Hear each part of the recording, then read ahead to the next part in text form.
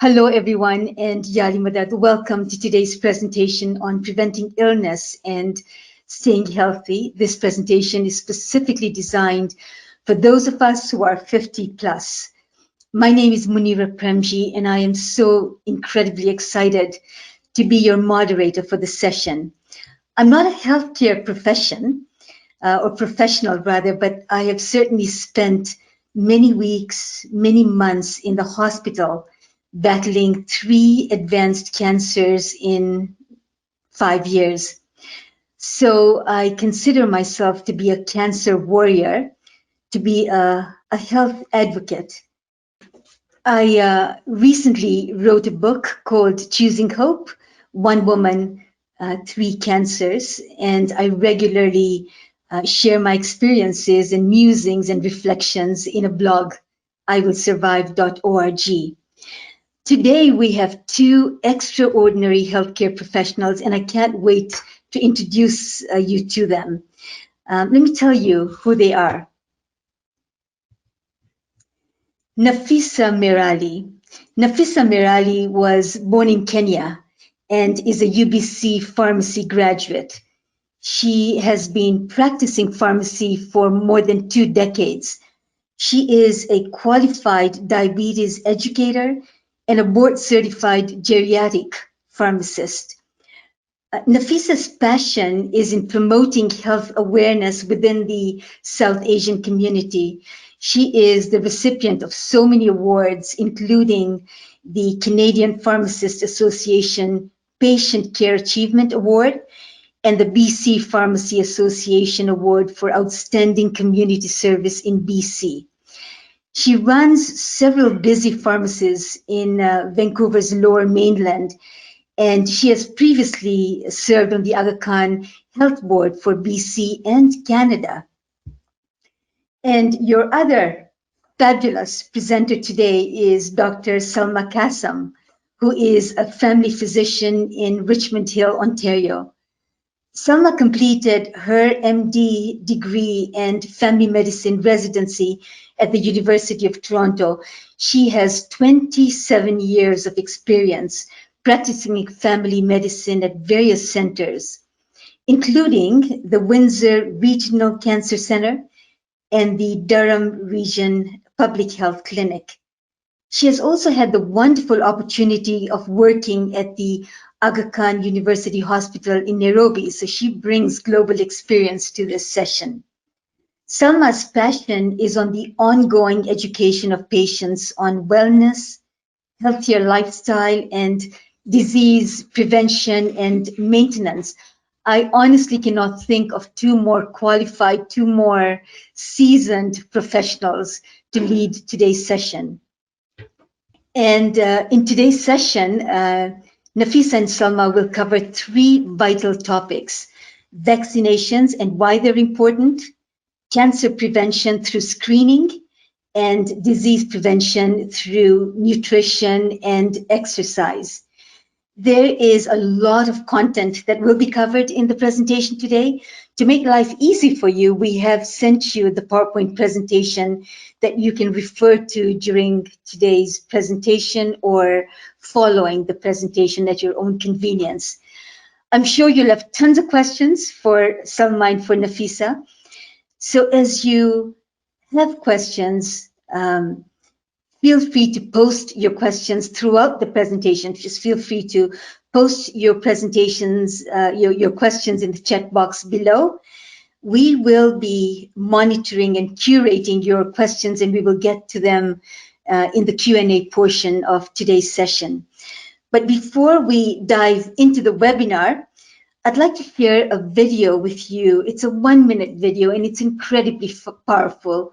It's called Making Health Last, and it'll hopefully set the context and give you the why of why we need to pay attention to our health, and how the choices that we make today will have an impact on our lives moving forward. Please make sure you have your audio volume up on your computer. So sit back, relax, and enjoy today's webinar.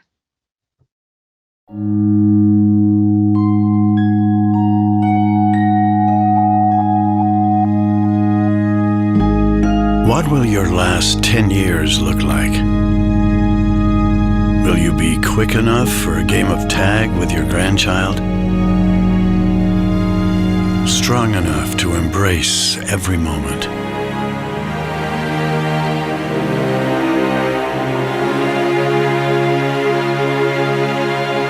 Will you grow old with vitality? Or get old with disease?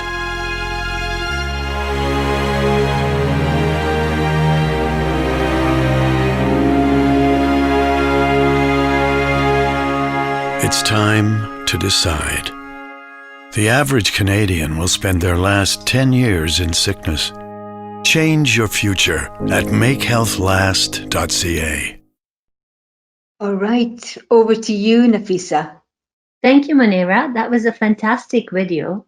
It certainly shows us the burden of illness is increased with age, and it shows how important it is to look after ourselves so that we can all age with a good quality of life.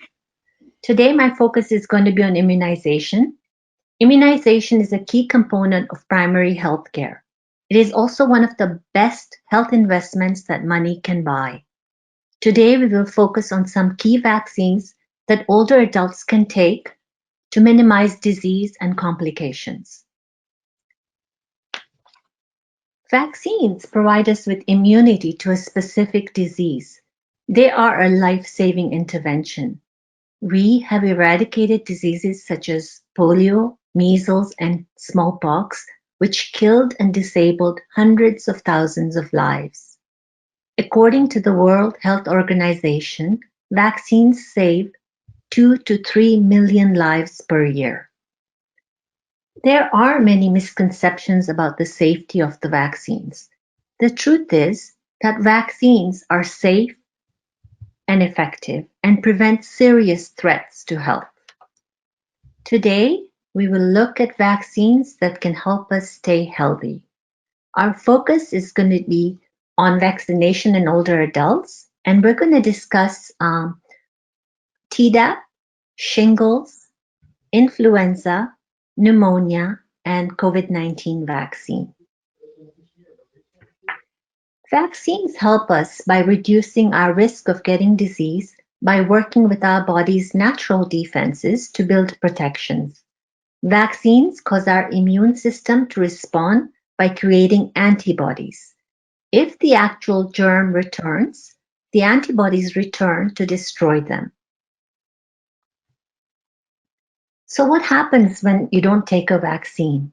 If you're not vaccinated against the dangerous germs, you can get very sick.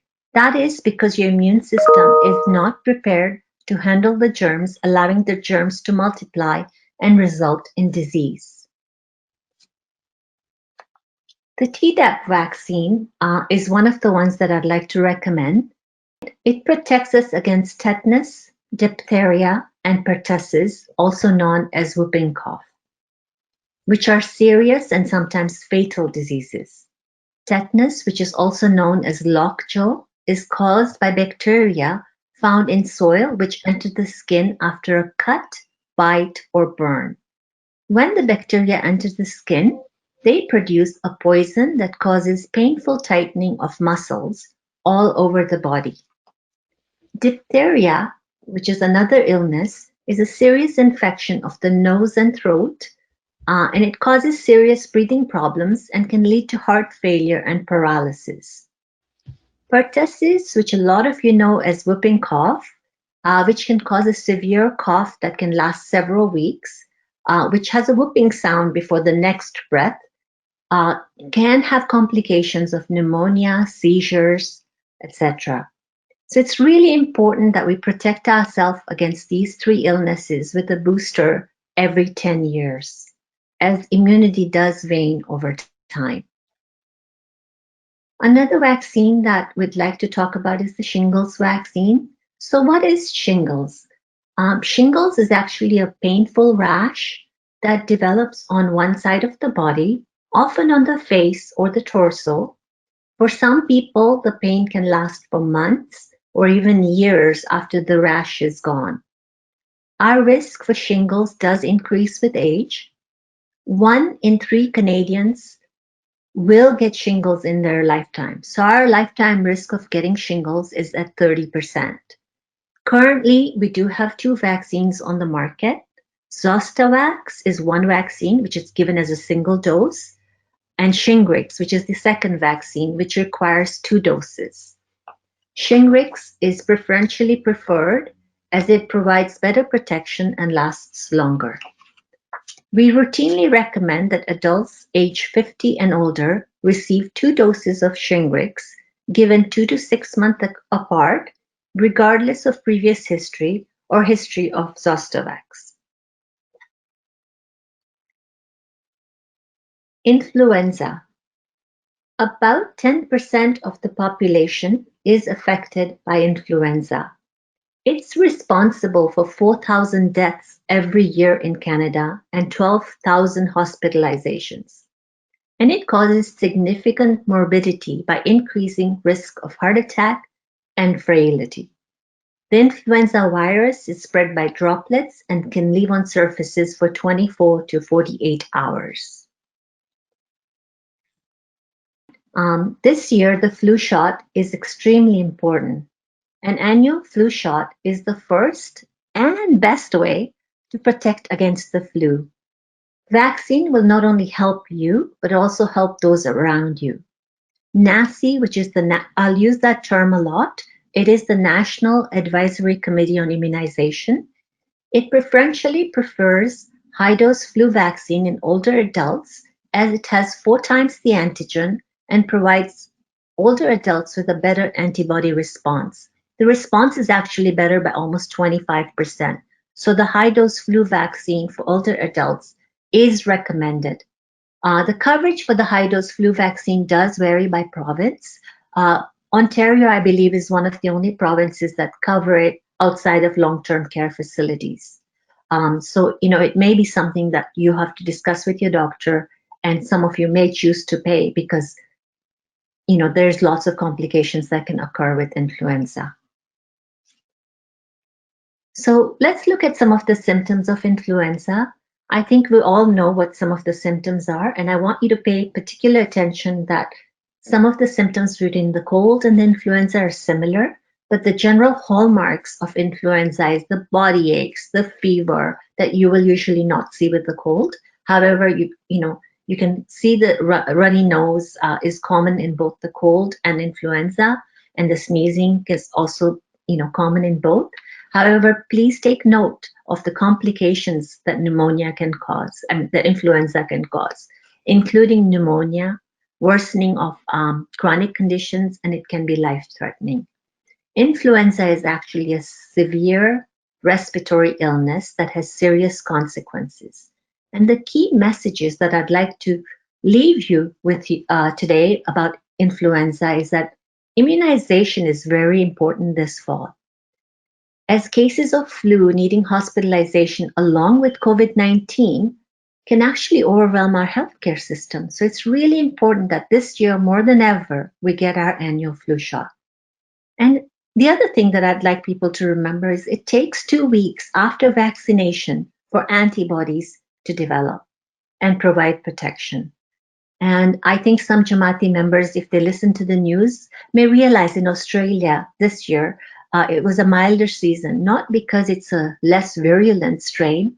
It was because they had an increased uptake in their flu vaccine, as well as they had the COVID-19 measures in place. And all that helped to keep their influenza numbers low. And that's something that we should work towards as well. Now, hospitalization and mortality associated with influenza.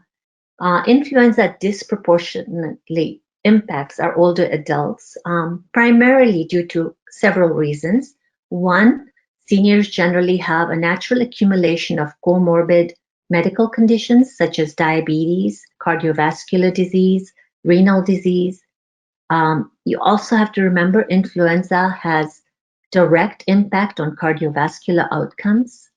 Also, you can get severe secondary infections such as bacterial pneumonia. And then there's a term called immunosenescence, which is an age-related decline of the immune system, which puts seniors at further risks. So we want to make sure that we get our flu shot this year and avoid all flu-related complications.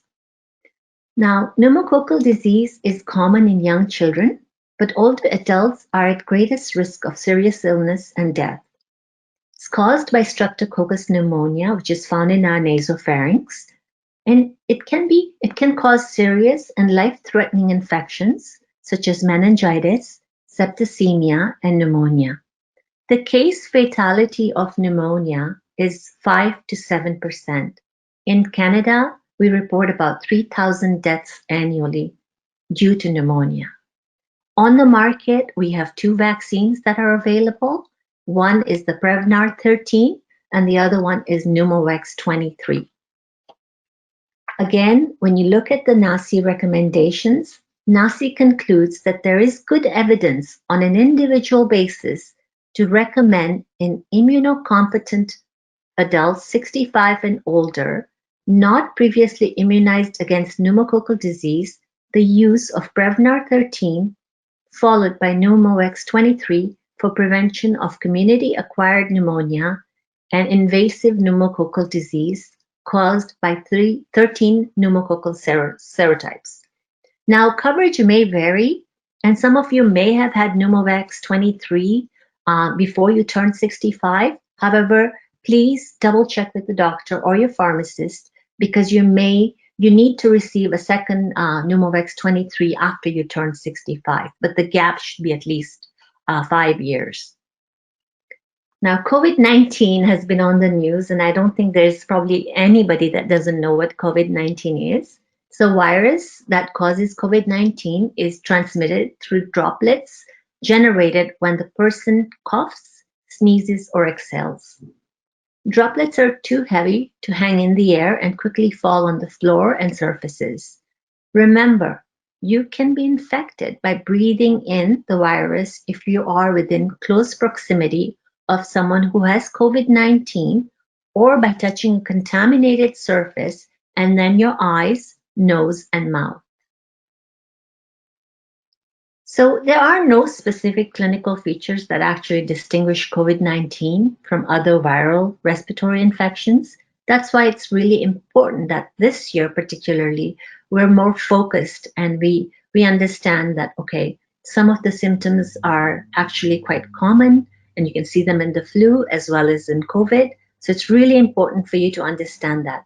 The most common symptoms that we see with COVID-19 is fever, dry cough, shortness of breath, fatigue, and sometimes you don't see any symptoms. There are no specific clinical features that distinguish COVID-19 from other respiratory infections. So I really need to emphasize that. Jamaati members that have any symptoms, be it the flu, the cold, or COVID, which may be very similar, are asked to stay home as we want to reduce the spread and allow time for individuals to get better and get the help they need. Please remember, COVID-19 and the flu can be similar, but both of them can make you sick enough to have to go to the hospital. So we're just going to look and compare COVID-19 versus influenza.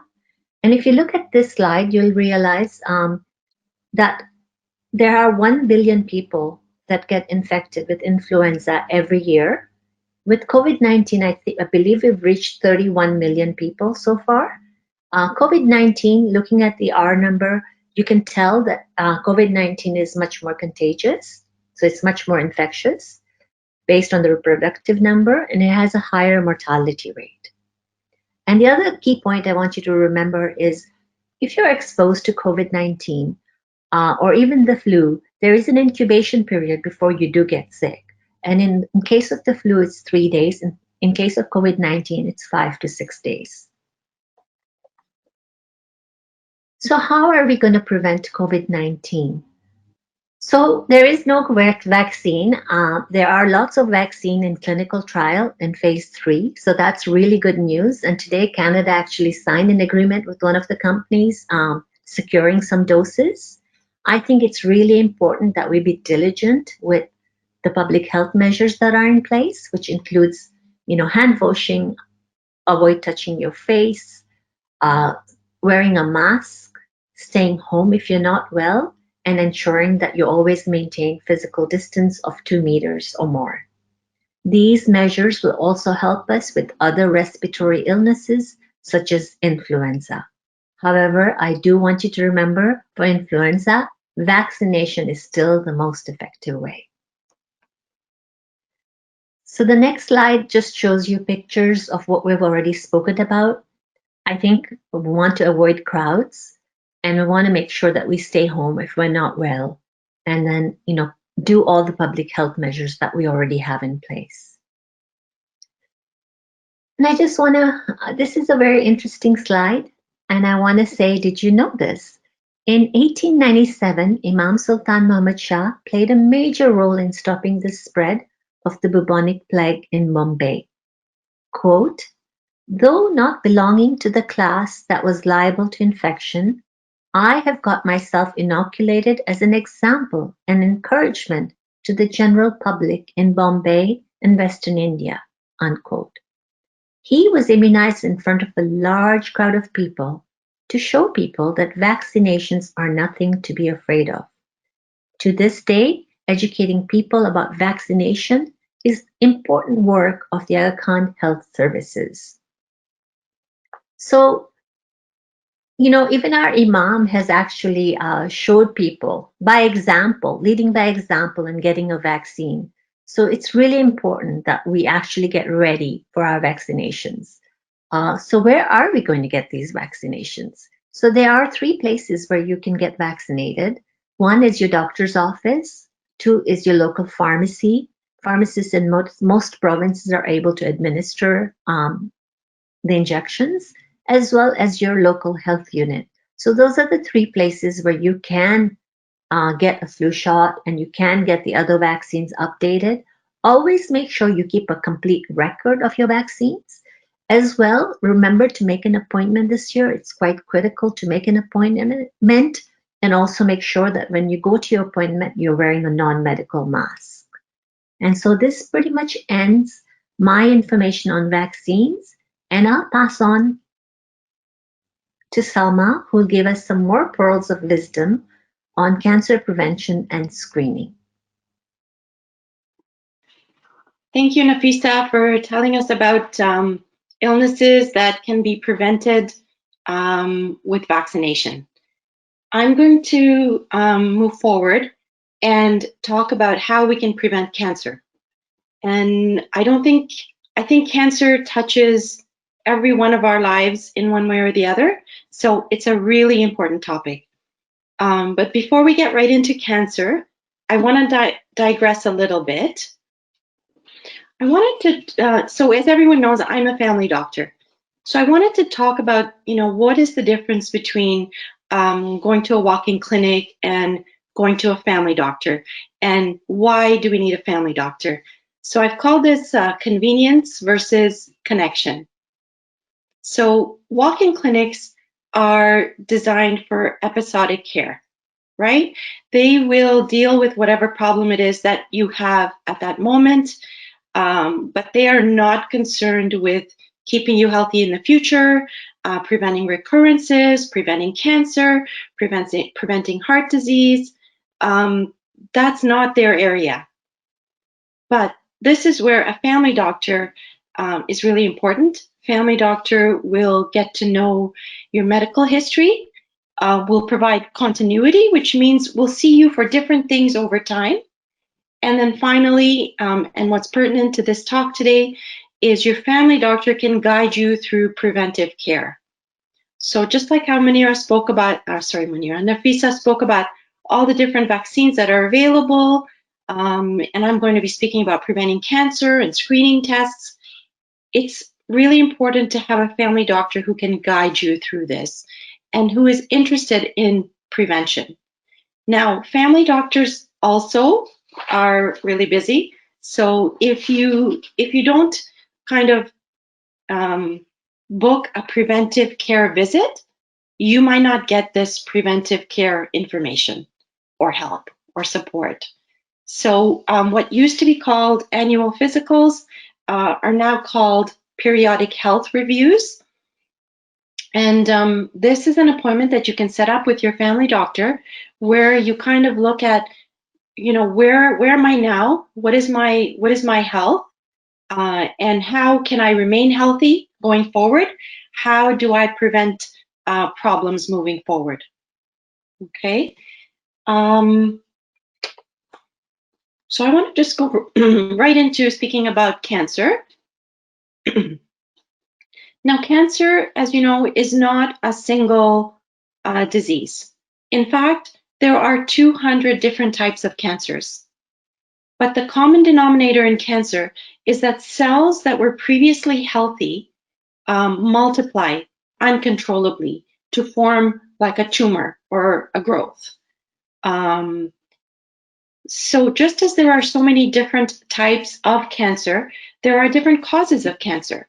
So cancer can be genetic, so it can be hereditary, something in the genes, or it can be related to the choices you make in your life. For example, smoking and alcohol are associated with cancers.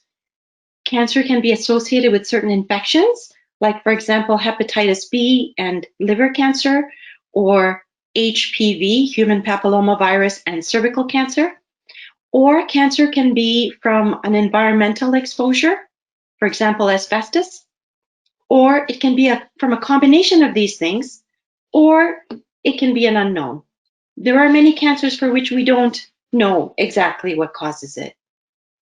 Now, because each cancer is different, the test for each cancer is different. I've had sometimes people come into my office and say, I want to be checked for cancer. Can you give me the cancer test? And I wish there was like a blood test where we could do it and we could know who has cancer and who doesn't. But unfortunately, there is no single cancer test. What we do have, it's called screening. Screening means doing a test on a population that is healthy, that have no symptoms of cancer. And so with screening, we're hoping to detect the cells before they turn into cancer, which is called precancerous change, or we're hoping to find a cancer in a very early stage. And when we're able to find a cancer at this early stage, the potential for cure is 90%. So this is why we are focusing on screening. Next slide. Now, unfortunately, we cannot screen for every single cancer. There's really only a handful of cancers that we can screen for. And these are colon, cervical, and breast. For lung and prostate, we don't screen the whole population, but certain groups. For example, for lung cancer, we could screen smokers, but we wouldn't be applying that to the general population. It's usually the slower growing cancers, the cancers that go through that precancerous cells phase, that we are able to screen for. The first cancer I want to speak about is colon cancer. And colon cancer is the second most commonly diagnosed cancer in Canada. Affects both men and women. It starts in the cells which line the inside of the colon or the rectum. And the precancerous phase is called a polyp. And over time, some polyps, not all, but some can turn into cancer. So the current recommendation is that most people between the age of 50 and 74 should have colon cancer screening every 2 years. And the colon cancer screening test is called FIT, F-I-T, and it stands for fecal immunochemical testing. What it is, it tests for hidden blood in the stool. So you get this kit that's pictured there, you take it home and you do a collection of a small amount of your stool. You put it into the container and send it back to the lab. They check for hidden blood in the stool. If the test is positive and you do have some blood in the stool, you would probably be sent for a colonoscopy, which is the next test for colon cancer. And somebody who's higher risk because of family history, for example, should have colonoscopy right off the bat every 5 years. The next cancer I want to speak about is cervical cancer. And again, with cervical cancer, we can find abnormal cells, which if we treat early, we can prevent cervical cancer. And in fact, cervical cancer is not as common as it used to be because of the screening, the early detection, and the treatment. So we don't actually see cervical cancer that often anymore, which is great. The current recommendation is women between the age of 25 and 69 should have a Pap test or cervical cancer screening every 3 years. And the Pap test is done in the office by your family doctor or your gynecologist. A smear or sample of cells is taken from the cervix in the office and sent to the lab. Now, cervical cancer, we know what causes it. It's caused by the human papillomavirus, or HPV. And Nafisa didn't have time to cover this, and it, but we really wanted to emphasize that there's a vaccine for HPV, and we can, in fact, prevent cervical cancer. So the HPV vaccine is indicated for people between the age of 9 and 45, and it is offered in the schools to grade 7 students usually. So we should be encouraging our kids and our grandkids who are between these ages to get the cervical cancer prevention vaccine, which is Gardasil. Finally, I wanted to speak about breast cancer. This is the most commonly diagnosed cancer in women. 1 in 8 women in their lifetime will receive this diagnosis. It does start in the cells which line the ducts and the lobules of the breast. And before these cells become cancer or become a lump, they can be detected by a mammogram, which is an X-ray of the breast. And this, in fact, is the screening test for breast cancer.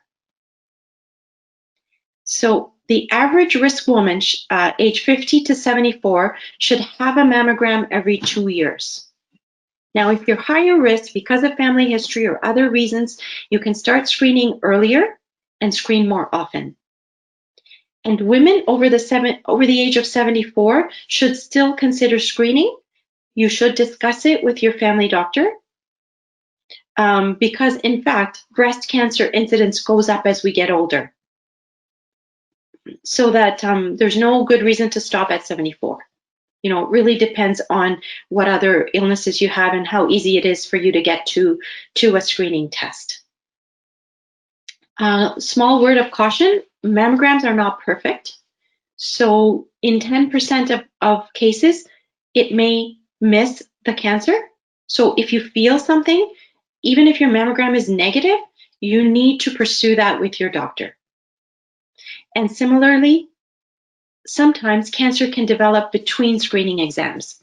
So if you had a screen and maybe a year later you feel something, don't ignore it. Don't say, I had a mammogram, I must be fine, this must be nothing.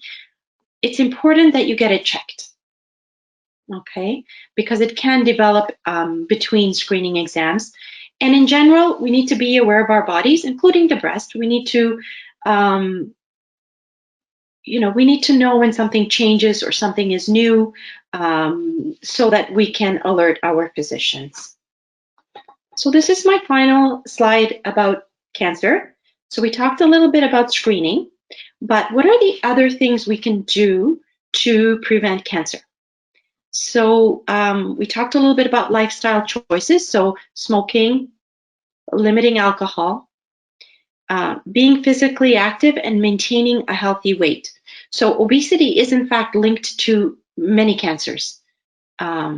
So maintaining the healthy body weight is really important. Screening, we've already talked about. We can prevent skin cancers and melanomas by not just reducing exposure to sun, but also using sunscreen.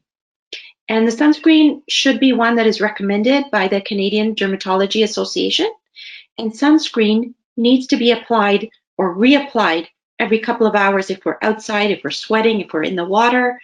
So this is important. And then finally, which actually is a good lead into our next topic, eating a diet rich in fruits, vegetables, whole grain, and low in saturated and trans fats has been shown to reduce cancer. So it's all about what we eat, guys. So we've talked about preventing like vaccine preventable diseases. We've talked about how do we prevent cancer. And this is the last formal part of the presentation. And we do look forward to questions. So please keep them coming. We wanted to spend a little bit of time on nutrition and exercise, but mostly nutrition. We know that healthy eating reduces the onset of diabetes by 25%. So here's a way to prevent diabetes. Also, eating healthy prevents heart disease, so heart attacks, hypertension, congestive heart failure by 40%. So really, really important to pay attention to what we eat. And in fact, eating healthy has also been shown to have mortality benefits, so reducing death. So, if you go back to the video we showed at the beginning, making your health last, they said the last 10 years of people's lives are spent in disability. So we want to make those last 10 years amazing and not with disability. So next slide. So what do we need to do in terms of nutrition? So I want to start with what are the things we should avoid. So there's 3 culprits: sugar, salt, and saturated fats. So in terms of sugar, obviously we get this from sweets, right? Desserts, pies, cakes, cookies.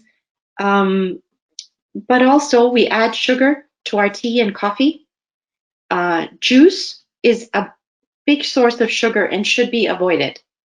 So much better to eat a fruit than to have a fruit juice, because fruit juice is a very concentrated form of natural sugar. And then pop, like colas, for example, have 14 teaspoons of sugar per can. So sugar is something that we all need to avoid.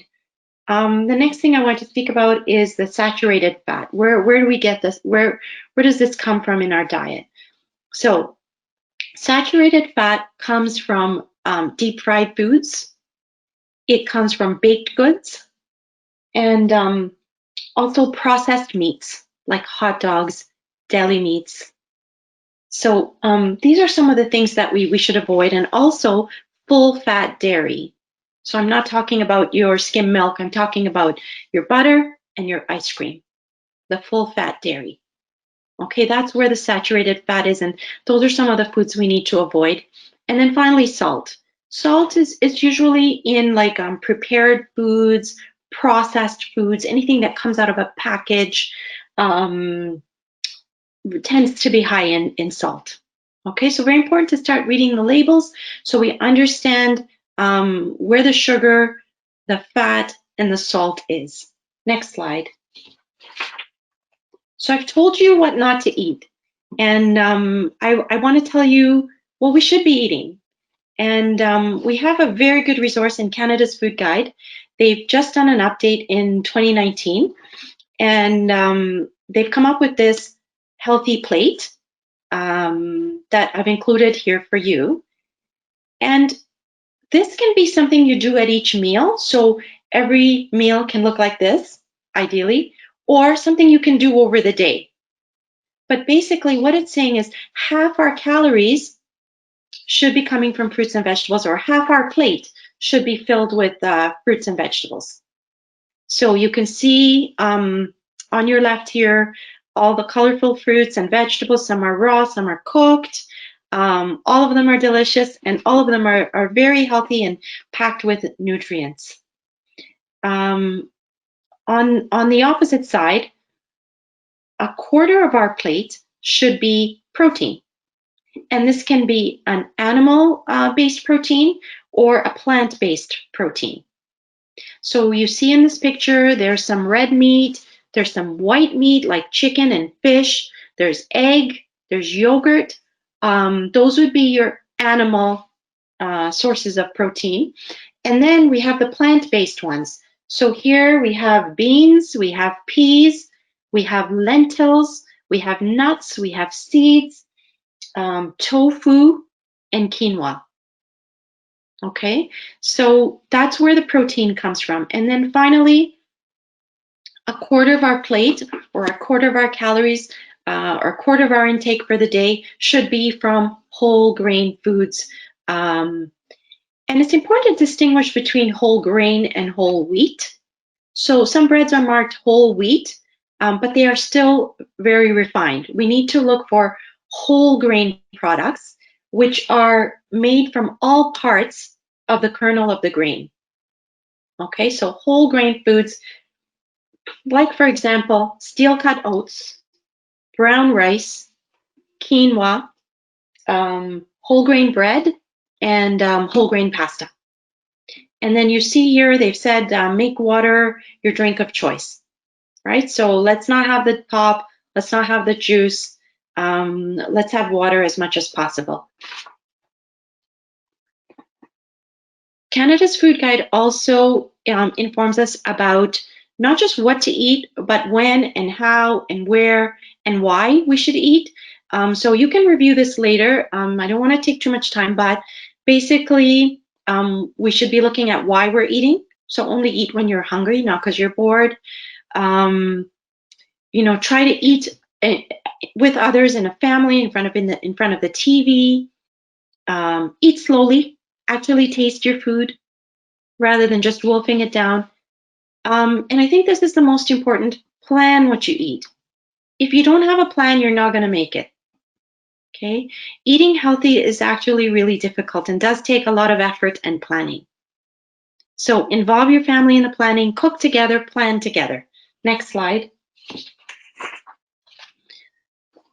We have a lot of resources, and this is one, it's on the Ismaili / nutrition, and it has a lot of really good articles plus recipes.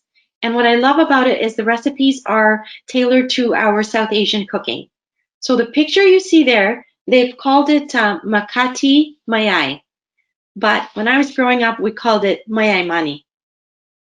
And my kids, they call it Ismaili meatloaf. So it gives you a healthier version of our South Asian foods so we can still enjoy them and be healthy.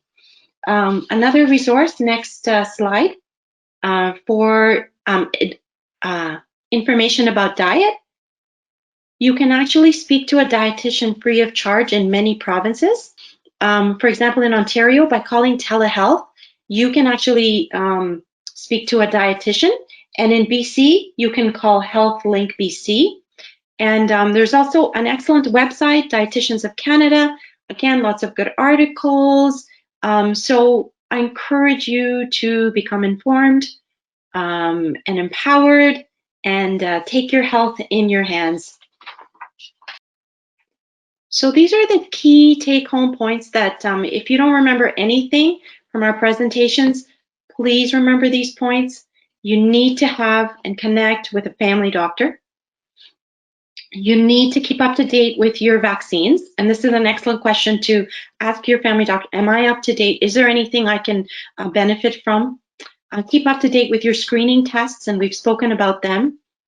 Flu shots, Nafisa already really emphasized. I know we're hearing about this everywhere. It's really timely. We should be receiving flu shots the second week in October. So very important that you connect with your doctor or your pharmacist who can also provide the vaccine and get the vaccine this year more than any other year. And finally, healthy eating and exercise prevents disability and death. Couple of quick things. Any other questions? You can call telehealth, follow up with your family doctor. Next slide. If you don't have a family doctor, this is really important. You can call Medical Advisory Services or Healthlink for your provinces, and the numbers are there. You can call the access line. They're very helpful as well. And I think that's the end of my presentation. Wow, thank you so very, very much, Nafisa and Salma. I had promised the audience that this would be a webinar that would be chock full of information, and you did not disappoint. And as I had anticipated, we have so many questions that have come through. And what I'd like to do is ask those questions, and we'll see how many we can get to before we have to close the webinar. I'll start with you, Nafisa. One of the questions is, what are the risks of vaccinations? So the risks are actually quite minimal. Most people get like site reactions, so they might, get a little bit of soreness in their arms. Some people might get a mild fever and a little bit of achiness in their arms, but they are minimal unless someone has an allergic reaction to the vaccine, in which case the reaction, and those are very rare. Okay, that was a good answer there. Salma, a question for you, and the question is, do you need cervical screening for cancer if you've had a hysterectomy? So usually no, unless you had the hysterectomy because of abnormal cells on the cervix or precancer or cervical cancer. If that's the case, then you may continue to have pap smears. But generally, if you had a hysterectomy because of other reasons, you don't need a pap smear. Okay, again, clear answer there. Here's another one for you, Salma. And if you are not sexually active, do you still need a pap smear test every 5 years? Excellent question. So I'm glad somebody brought that up. So, my slide said age 25 to 74, and it's every 3 years. Okay, not every 5 years for pap smears. And the little adjustment there is Ontario actually starts at 21. So BC starts at 25, Ontario starts at 21. But the caveat is if you're not sexually active, you do not need a pap smear until you become sexually active. And the reason is we know that cervical cancer is caused by HPV, human papillomavirus. So having never been sexually active, you have not picked up that virus. You do not have to have a pap test because you're not going to have any changes to those cells, and you're not going to have precancer or cancer of the cervix. Amazing. All right, Nafisa, here's one for you also around the HPV vaccine. And the question is there a preferred, is it first of all covered by health plans? And is it a one-time vaccine? No, there's actually, I believe it's 2 that you have to take. And in BC, I know, and Salma can add what Ontario covers. It is offered in grade 9 and again in grade 11. So it is covered. It's publicly funded for us in certain age categories. So it's not publicly funded for everybody, but just in those age groups. Salma, maybe you can add to that. Yeah, so again, in Ontario, it's only covered through the schools. So only at the grade 7 level. If you miss it or say no, they're not going to give it to you later. If you do want it later, your extended health benefits may cover you. So it's still worth looking into. It is an excellent vaccine. So highly recommended. And one of the things that I'm picking up from what you're saying is that there are provincial differences. And so again, you need to check with your family doctors when it comes to specific vaccines. Yes, absolutely. All right, here's one, and really both of you or one of you can take this question. How close do you think we are to getting the COVID vaccine based on your experience and insights and having sort of inside information? Would you have any idea of when we can expect to see a COVID vaccine? Okay, I'll take a stab at it, and Salma, feel free to add in. I know that a lot of the vaccines are in phase 3 clinical trials, so in human trials. However, we need to make sure that there are no side effects from those trials. It's really hard to predict exactly when we would have a vaccine. If you're watching the news, Trump promises a vaccine before the election, but I think that we're looking at early next year for the vaccine, and then even it'll be prioritized. And Salma, feel free to add. No, I think Nafisa said it right. Yeah. Amazing. Here's another one for you, Nafisa. An individual has indicated that she's unable to take the shingles vaccine because she's allergic to streptomyces. Is there anything else she can do? Anything you can add to that piece?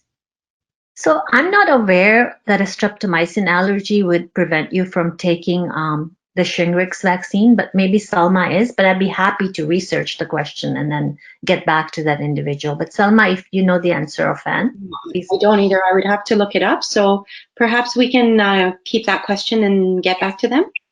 Okay. Perfect. Somebody else indicated that they're allergic to eggs, and eggs are a form of the way that vaccines are created. Any information you can provide? So I'll let Salma answer that. I know that the flu vaccine, is made from eggs, but Salma, maybe you can answer that. So yeah, this actually comes up a lot, with kids, because some of the kids' vaccines, like MMR, for example, are also made with egg. So it often comes up, and most times, unless your allergy to egg is anaphylaxis, which is a very severe allergy, with trouble breathing, swelling, dizziness. So unless it's that severe allergy, we don't think vaccinations pose any risk at all, because it's more in the embryo, like it's more cultivated in the egg, in the medium, but it doesn't really have that much egg. And honestly, in all my years of practice, I've never, I've immunized people who are allergic to eggs and never had any issues at all. So I don't think this should be a deterrent. And I agree with you, Salma. And I think that's why we make people wait at least 15 minutes so we can figure out if they're going to get a reaction to the vaccine. So they're monitored after the vaccine. Perfect. Here's one for you, Salma. How often should an individual go for a periodic health check? Excellent question. So that's the whole thing about periodic health exam, is it's very individualized. Before we had a checkup and everybody got the same exam and everybody got the same blood work and everybody had it every year. But now everything is individualized. So it depends on your age. It depends on your medical history. For example, a healthy person in their 30s only needs to go every 3 years, but maybe somebody in their 50s, 60s should go every 2 years or every 18 months or every year. It's something you discuss with your family doctor. It's individualized. The whole review is individualized. It's tapered to you and what your needs are. And, the blood work is tapered to what you need checked. Every visit would include like a blood pressure, a weight, body mass index, the blood work that's tailored for you. It's not a cookie cutter approach. And you make a really compelling case that is why it's just so important to have a family doctor who knows you and is able to provide that individualized care. Wow, there's so many more questions, and I'm also watching time, and I wanted the audience to know that if there are questions that you have raised that we have not been able to get to, then Salma and Nafisa have both agreed to connect with you. We know who you are based on the questions you've asked, and what we will do is we will come back to you responding to your questions, because every question is an important question to you. So on behalf of everyone on the call, I just want to thank you, Salma and Nafisa, for sharing key information on how we take control of our health, particularly for those of us who are 50 plus. I know firsthand how important health is to quality of life. And while there are many health challenges that are out of our control, there is so much that is within our control. And hopefully today's webinar will encourage us all to prioritize our health. And our kind challenge to you, if you choose to accept it, is to think of one thing you will do differently to improve your health and your vitality.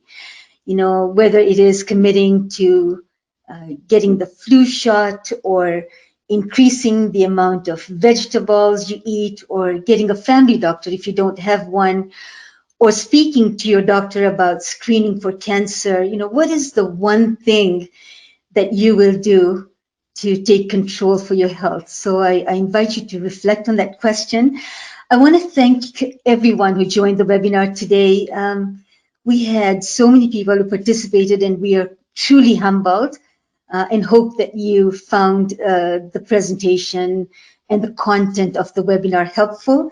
And finally, a shout out to the Health Board, the webinar team, the communications team, for putting this webinar together. You know, I had no idea how much work happens behind the scene to make this manifest. And so you guys rock, and just wanted to acknowledge your fabulous work. So in conclusion, you've seen this slide, all of you, I'm sure, many, many, many times, and we just wanted to bring it up to you again. This is the access line. If you have questions, we know that COVID has really created some challenges for us. So whatever your questions are, your concerns are, you know, if you don't know where to go, if you need information, then this is the number you call. It's the access line 1-888-536-3599.